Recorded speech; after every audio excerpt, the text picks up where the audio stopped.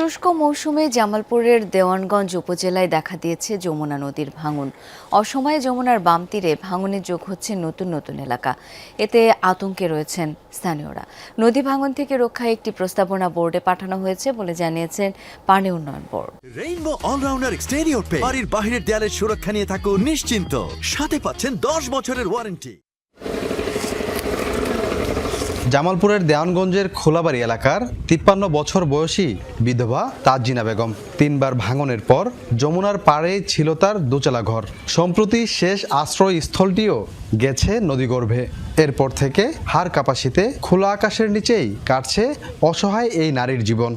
শীতের কষ্ট, সেই কষ্ট আর কোনো শেষ নেই। আল্লাহ সরকার সাহায্য করাতে তাহলে আল্লাহ কষ্ট দূরে যাবো, আর না করলে এই কষ্ট দূরই হবে না। টানা 2 মাস 2 কিলোমিটার এলাকা জুড়ে ভাঙনে বিলীন হয়েছে শতাধিক বসতবাড়ি ও কয়েক একর ফসলি জমি। এছাড়াও হুমকিতে শত শত বাড়িঘর, ক্লিনিক, নৌথানা, বিদ্যালয় ও 20,000 মানুষের যাতায়াতের জন্য চিকাজানি থেকে এরেন্ডা পর্যন্ত পাকা সড়ক। নদী ভেঙে নিল, আমার বাড়ি ঘর দেওয়ার জায়গা জমি নাই, কই থাই শীতের মধ্যে নাম করে যাওয়ার মতো কোনো অবস্থা নাই। যদিও এখন ভাঙ্গার কথা না, কিন্তু তারপরে নদী এতটাই ভয়ঙ্কর, নদী এখন ভাঙ্গা শুরু করছে। আমাদের এখান থেকে কয়েক কিলোমিটার পশ্চিম দিয়ে অনেক বসত ভিটা ছিল, সেই বসত বাড়িগুলো অলরেডি চলে গেছে। ভাঙন থেকে রক্ষায় রাজনৈতিক ব্যক্তিসহ সরকারের বিভিন্ন দপ্তরে ঘুরেও সুরাহা পায়নি ভুক্তভোগীরা। তাই ভাঙন ঠেকাতে সাময়িকভাবে ব্যবস্থা নেওয়ার দাবি তাদের।